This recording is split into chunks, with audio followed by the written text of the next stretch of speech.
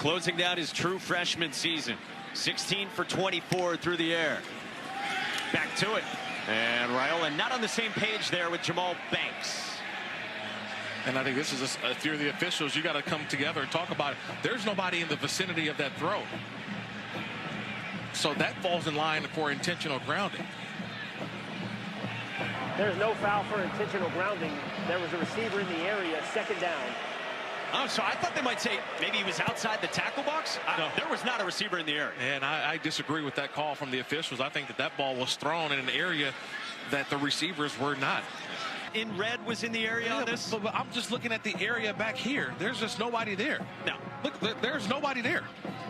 Nobody. So even if they ran the wrong routes, it's still where the